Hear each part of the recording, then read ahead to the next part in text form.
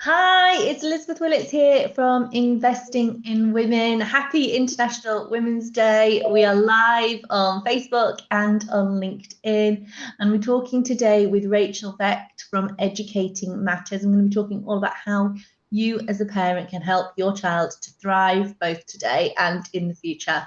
So we're live today on International Women's Day on Facebook and on LinkedIn. It's Elizabeth Willits from Investing in Women. Delighted because I'm chatting to education expert Rachel Vecht from Educating Matters, talking all about how you can help your child to thrive. If you are logging on, please give us a like or an emoji. Let us know if you can hear us all okay, and that would be fabulous. Come along and say hi, and thank you so much, Rachel, for joining us today. It's a pleasure to have you here. Thank you for having me. No, I'm really excited. I mean, as a parent, I'm really excited, so I can't wait to pick your brains. But before we get into this, I know you've got a presentation and you've created some brilliant slides to share with us. I'm excited to see that. But before we start, do you want to talk a little bit about you and your background and what motivated you to found your business? Absolutely. So my background started out, I always wanted to be a school teacher. So I did that for 7 years, but quite early on, I realized that actually parents are a child's most important teacher and they learn more outside of the classroom than inside. And I used to run like a lot of curriculum evenings and workshops for parents, the parents of my students, because they're like, how do you get my child to listen so well? And I was like, that's because I'm their teacher, not their parent. We've all had that experience of lockdown learning and how challenging it can be. But basically, my son was born back in 2001. And I realized that I couldn't invest all day long in other people's children and then have energy for my own. So I kind of fell into working with parents. And actually, it was an investment banker heard me speak and said, could you come and do this talk in my office one lunchtime? And that's kind of where my business started. It wasn't like a big plan. So you were like a tutor originally. So you quit teaching and became a tutor. Well, I was like literally on maternity leave. I hadn't even had my child. I did a talk about how children learn to read. A banker heard me speak, said, come into my office. So I called a few other banks and a few law firms, and it just like, like people said, oh, can you also speak about this, that, and the other? So I founded Educating Matters, which is basically, in the beginning, it was all about educating and raising children. And most of our work is in a corporate setting. So we provide loads of support to working parents on all sorts of different topics and just the whole challenge of integrating work and family. And I've got 4 kids myself. So I'm very realistic. Like, I'm not saying I'm a perfect parent and I get it right all the time, but I've got like nearly 30 years now of working with parents, children, raising my own kids, reading hundreds of books on child development and psychology and parenting. So I just try and bring it all together in a presentable way to kind of save parents the time of working it all out for themselves. Oh, brilliant. So your business, so it started, obviously, you started as a teacher, gained obviously amazing experience then, and then you launched your business following your own maternity leave, went into corporates, and how do you support individual parents as well? Or I've got an online parenting course. So for many years, I've run a group parenting course, but during COVID, that moved to online. And then very recently, I thought, what about the parents that just want to access it anytime, anywhere? And I've meant to do this for ages, but I finally launched an online course. It's like brand new. I haven't even told my network about it yet. Right, sorry. So that it's like a series of video modules and they can just get all these strategies and learn about them quite quickly. And I do a lot of, like tonight, for example, I'm speaking to a dad who's been denied access to his children and the courts have said you need to do a parenting course.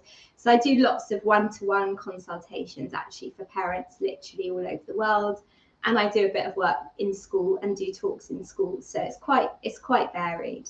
Amazing. And you also carry, because we were chatting before about you doing still talks within organizations as well. And like most days we do talks in corporates, and now it's got much broader the business. I mean, I'm not an expert, for example, in neurodiversity or allyship or mental health and well-being, but we've got like a whole host of speakers that cover now everything about diversity, equity and inclusion, basically everything that happens that affects your life outside of work but is kind of woven into your everyday work life as well.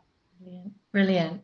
So we've had a question. Is it a Facebook group you have? Someone says, what's your group called? Or is it just... I'm to be honest, I'm not wonderful at social media. I post on LinkedIn every day, but my Facebook is not, Facebook and Instagram I'm not great at. But basically, if people want to get like a good starting point, if you go to my website, there's a blog section.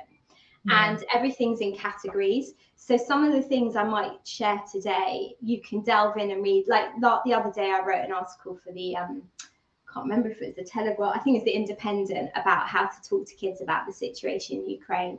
So I do a lot of kind of talk, articles and things in the national press as well, but they're all posted on the website. So you can get, that's quite a good starting point just to get some tips. Brilliant. Okay, so I know you've got a presentation to share with us today. Shall I add it to the screen now? Yes, that would be good. Okay, so what I've tried to do, we've got like half an hour, is to give you a bit of a whistle-stop tour of all my favourite parenting strategies. And each of these I could literally talk about for an hour, but it's just to plant the seeds of some ideas. Mm-hmm. And you can basically spend hours on like reading stuff and getting loads of parenting books. And what I've tried to do in my parenting course is bring together the best tools that I used when I was a teacher, that I've used with my own kids, and that I've seen work with literally tens of thousands of parents all over the world that I've spoken to. So I've already explained who I am. This is just like some of the range of clients that I work with. And I want to just kind of delve in, and we'll have some time for questions at the end, but just to give you a few things to think about. So the first thing I'd like to ask you is, how often do you really sit down and consciously think about what kind of parent you want to be, or really consider what the job description of being a parent entails? So there's this thing, some of you may have come across this before, but back in the 1960s, a developmental psychologist explored how parenting styles can impact on children's behaviour and their development. And this theory evolved into four main categories of parents. And a lot of parents say they want their kids to be happy and caring and responsible and honest and hardworking, but we don't necessarily always think about how to achieve that desired outcome.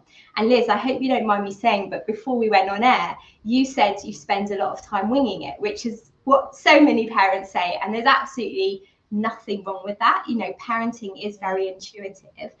But what I like to share with parents is some really practical tools, so you don't have to just kind of try to work it all out for yourself. Yeah.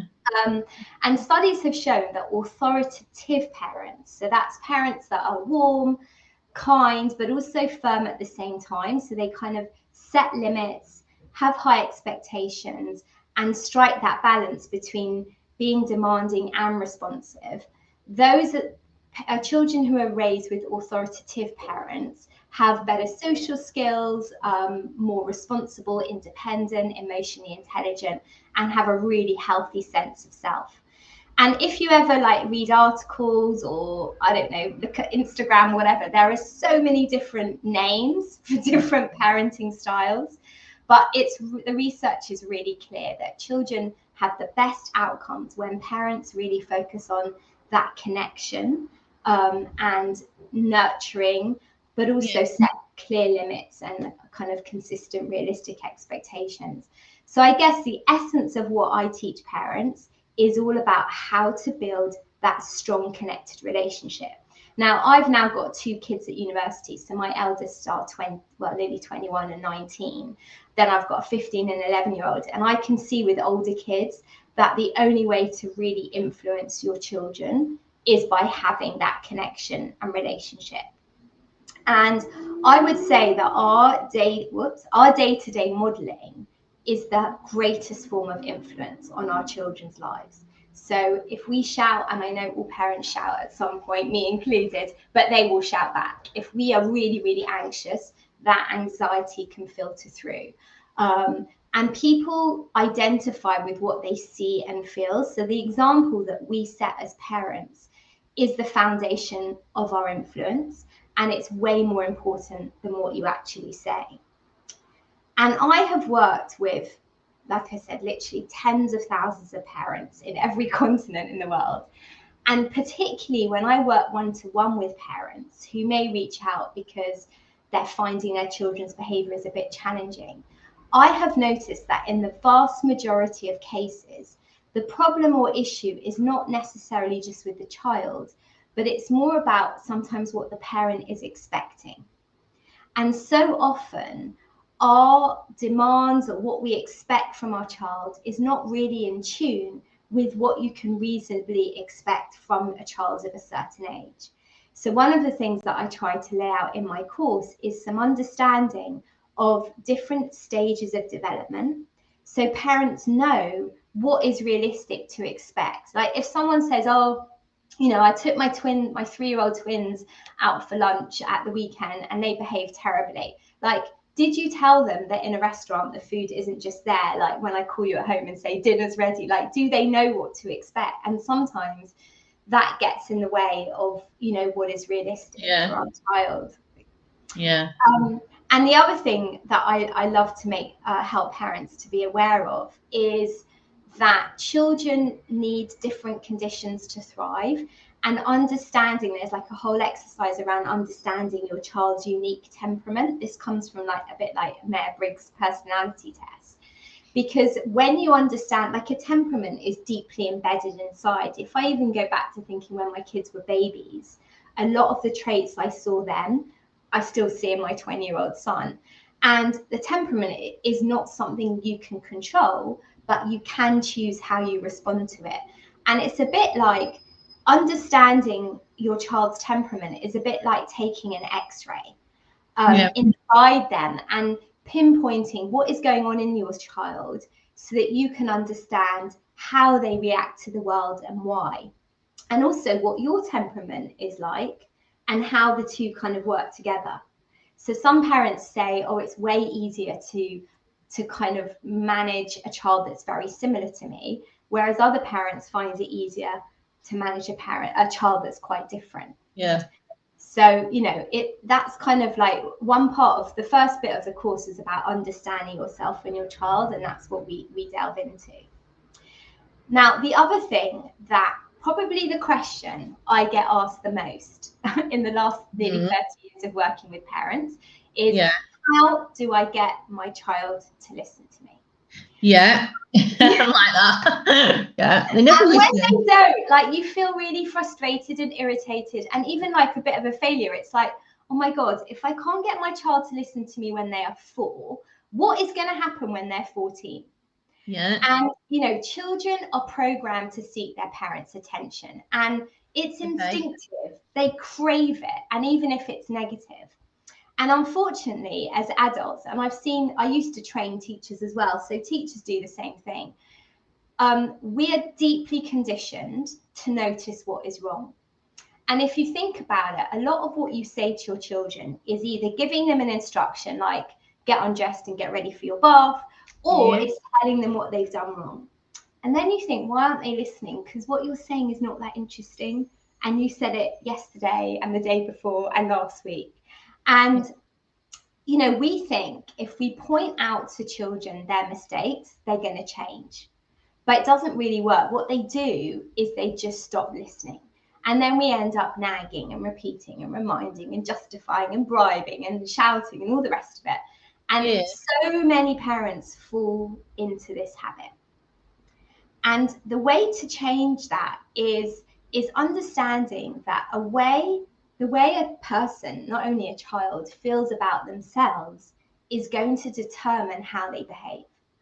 Yeah. And a child doesn't need to feel bad to learn, but it's actually up to us as adults to change that cycle and to try and create a really positive, encouraging atmosphere at home. It's not going to come from the child.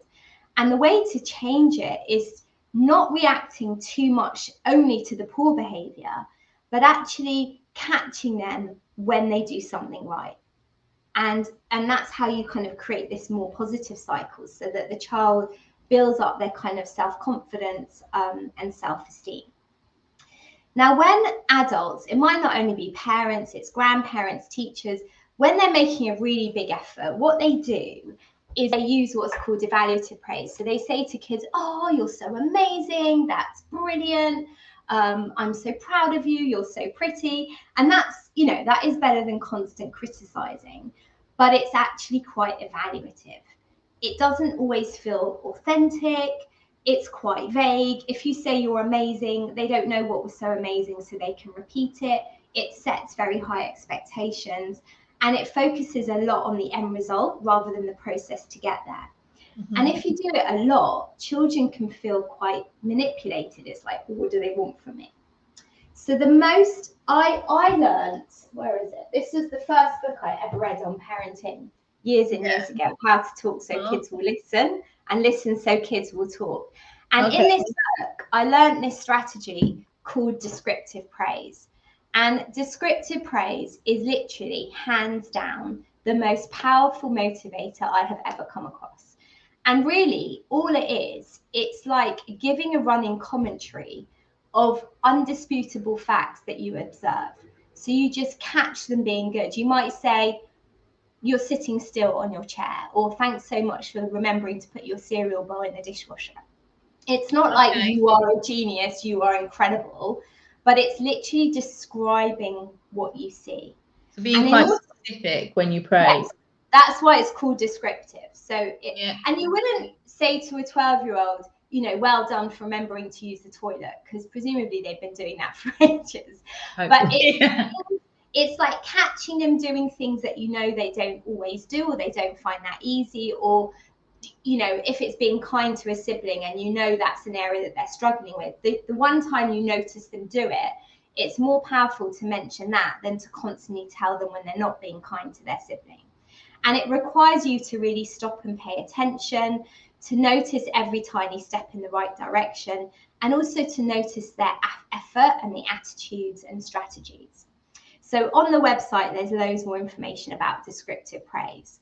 My other favorite parenting skill, which is about listening to kids, is all about using what's called emotion coaching or reflective listening. And I would argue that what children want more than anything else, and in fact, adults want this, your work colleagues want it, your partners want it, your own parents and friends want it, is just to really feel heard and understood. Yeah. And that is like, you know, there's loads of talk at the moment about the state of children and adults' mental health. And what we can do for our kids is almost be that emotional container vessel, allow them to sit with their emotions, not kind of dismissing them or saying, oh, don't worry about it, but helping your children learn how to manage and articulate emotions. And that is a strong part of the work that I teach to parents. Because when you do this, you know, they feel respected and valued, and it builds up their resilience and really enables them to reach their potential. And one of my favorite ways to understand this is realizing, by the way, all of this applies to your relationship with adults as well, but all behavior is a form of communication. And our job as parents is almost to be like a detective. Hang on, what is my child trying to communicate by behaving like this? And my favorite way to explain it is using, I've lost off the R and the S, but using the analogy of an iceberg. So like the tip of the iceberg is your child's behavior. They're ignoring you, they're hitting their sibling, they're whatever it is that they're doing. We tend to react to that, but actually under the surface, the thing that's driving their behavior is their emotions. And that's the bit that in the moment we need to work on. We need to get their emotions back to neutral and then address the behavior. And I think that very often we don't really talk about the emotions and feelings and get to the roots of what is driving their behavior. So I can't really go into it now, but again, there's a whole section. It's like my favorite topic of conversation, emotion coaching. Like during Children's Mental Health Week a few weeks ago, I shared like 5 different videos about it, like very short ones. So there's loads of information there as well about emotion coaching on the website. I'm just racing through to give people. Oh, it's interesting, really interesting. It's making me think. I'm like thinking, Do you know what I feel? Do you know, sometimes, right, I've done something recently in my Facebook group. What's the most annoying and not thing a non-parent has said to you?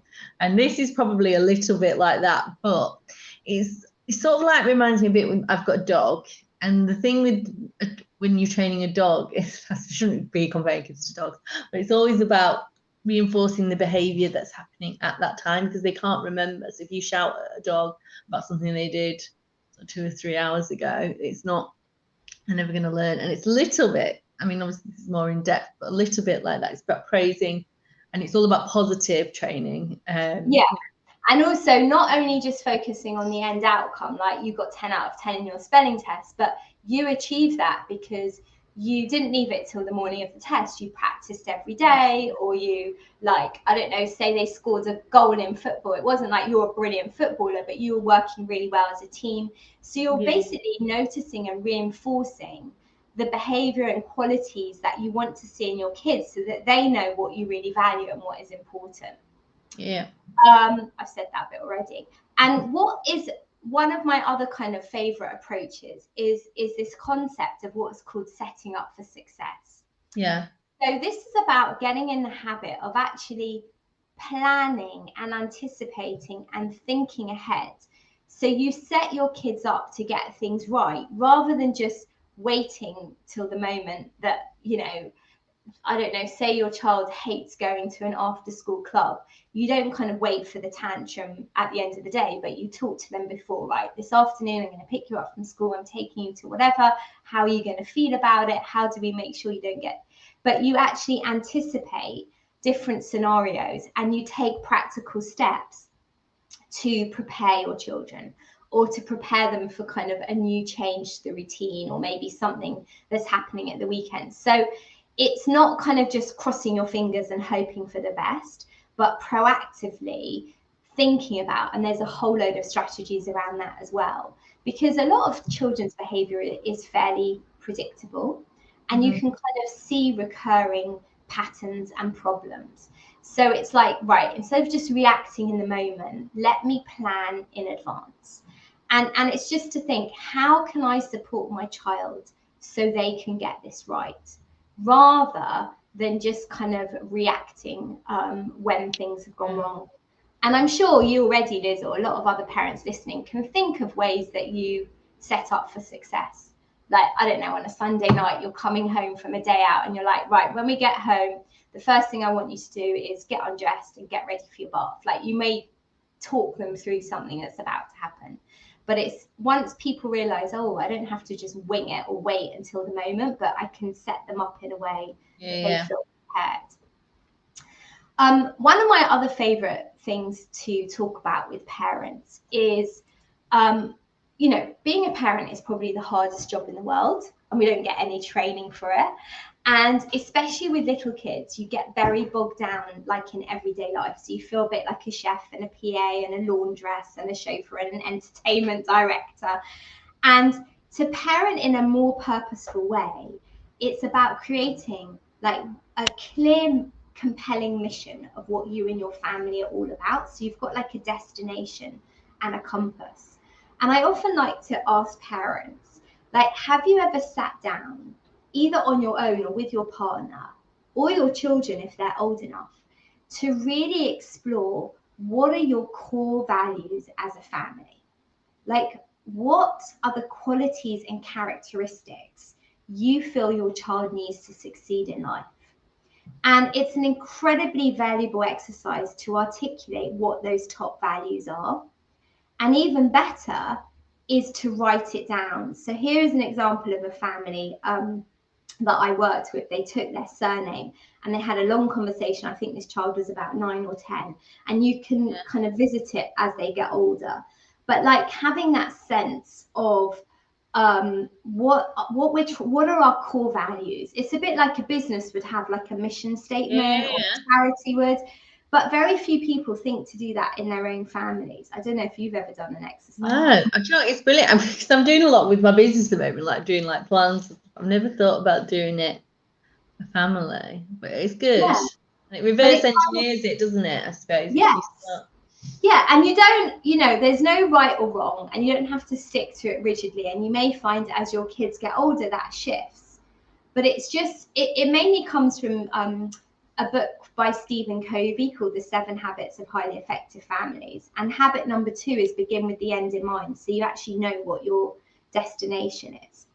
The other thing I want to share is about, a lot of parents ask about discipline.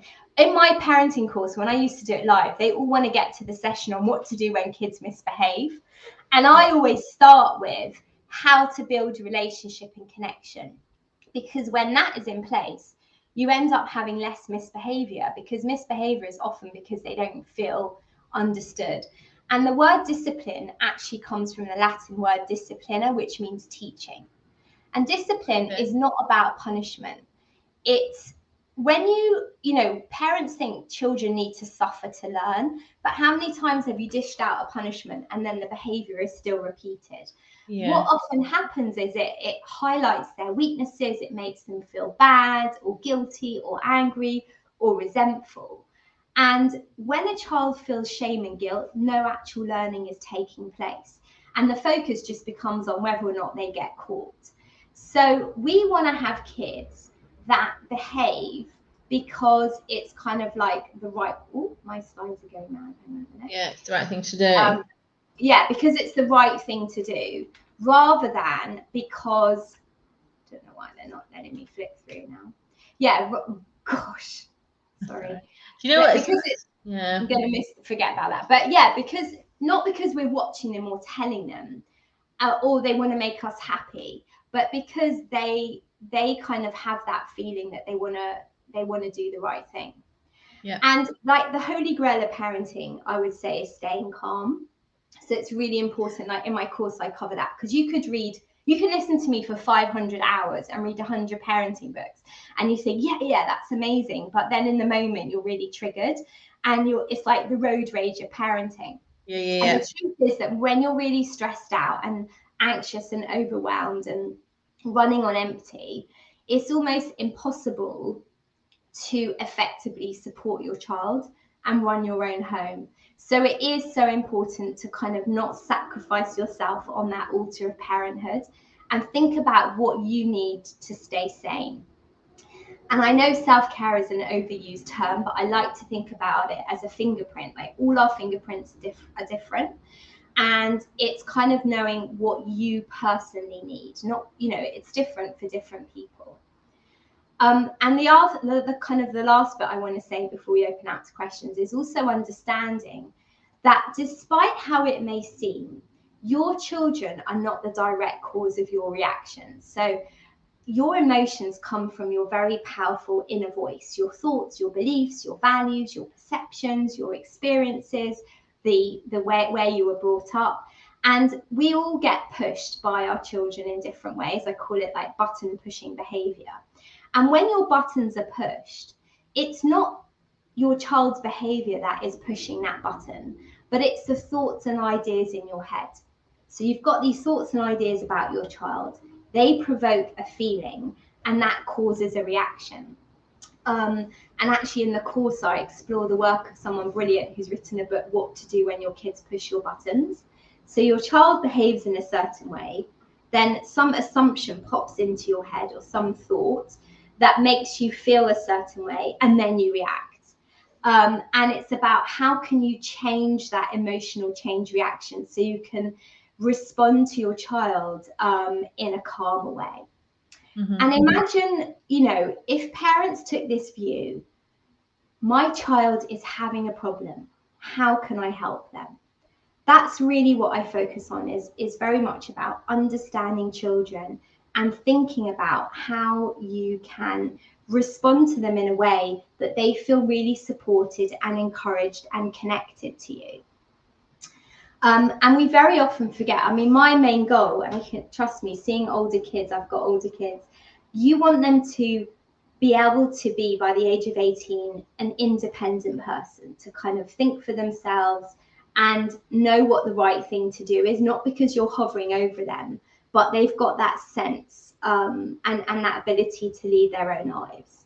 So, we can't really control them, but we can set the right environment.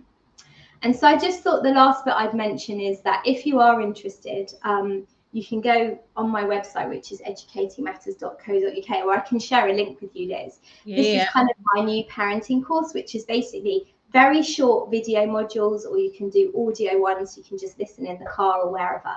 So it's short modules of me sharing lots of these ideas. And then there's kind of further resources and like things and questions and things to think about as well. So it covers kind of these main 7 topics, which I literally just touched on very briefly when I was talking to you now.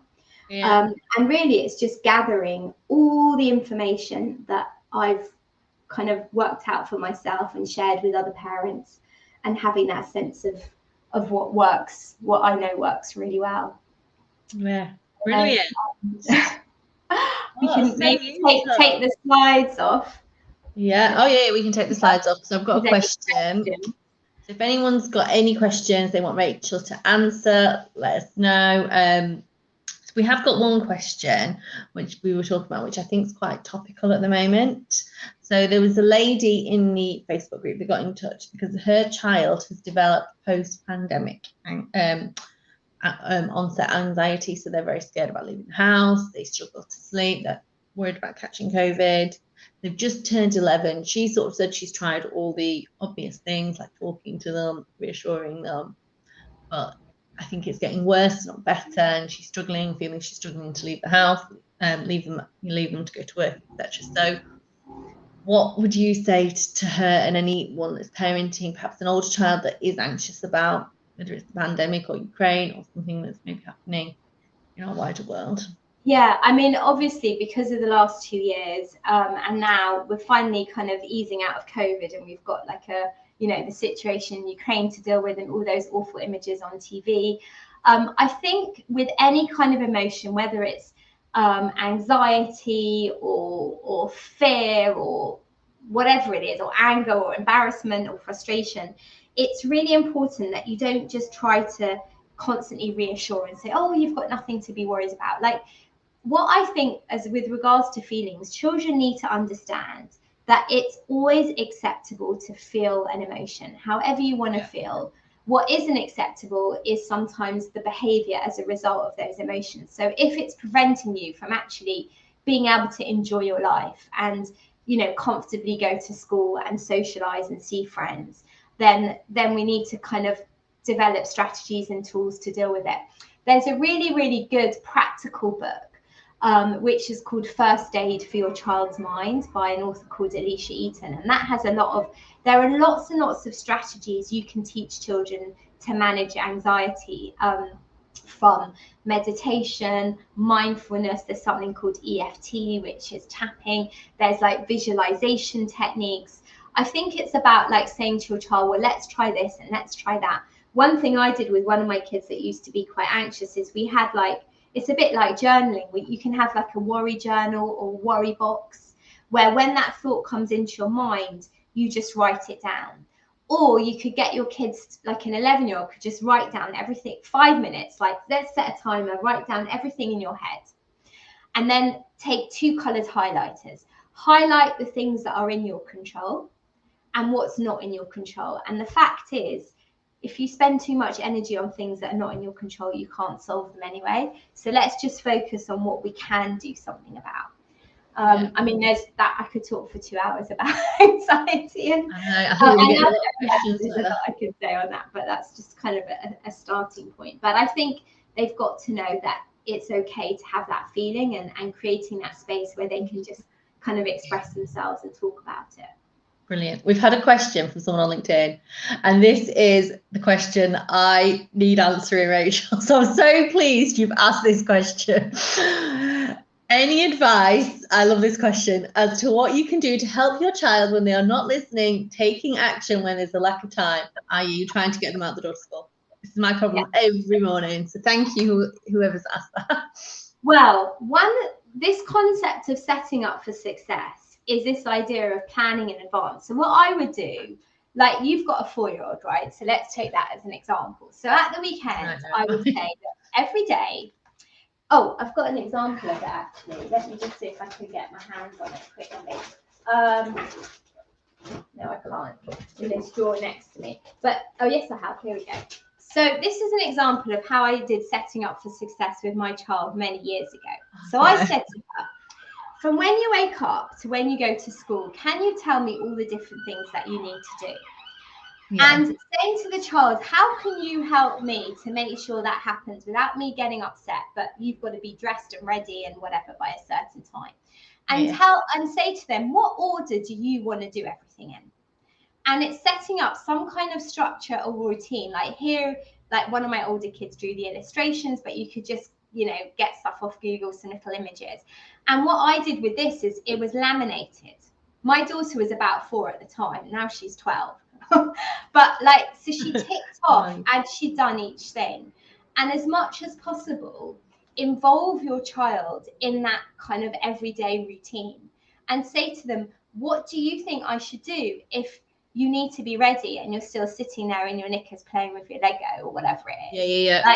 Like how, so that they know what happens when they're not ready in time. And also I think they do zone out, like the way you say something. So I've done things like sing instructions to my kids or whisper them, or just kind of have this up in each room to remind them of what comes next.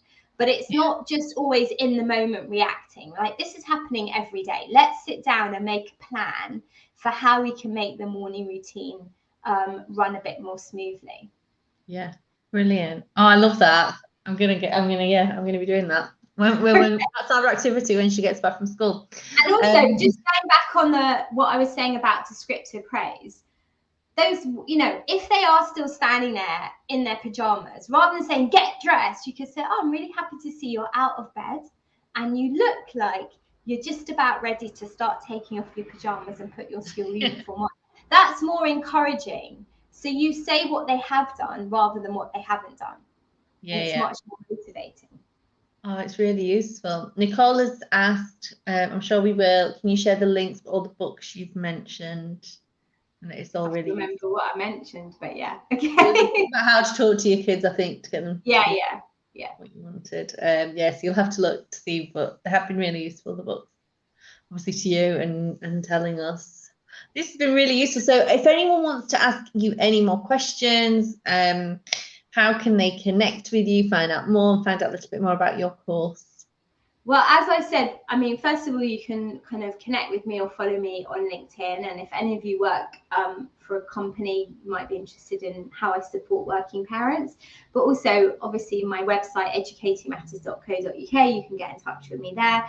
And if you go to that tab on parenting courses, there is more information about the actual online course that you can literally. It's very easy. It's on a learning platform. You just download it and then you've got access to it. Brilliant. I've learned so much. I'm going to be using all your tips. So thank you so much today for your time, Rachel. It's been absolutely brilliant. Thank you so much for sharing that presentation. Thank you. We'll get the links for the book shared, Nicole. And obviously, if anyone has any other questions, they can get in touch with you, Rachel, to ask them. Thank you, everybody. Brilliant. Thank you so much. Good enough, not perfect. That's what I always say. Good. All right. Thank you so much for watching, everybody. Thanks.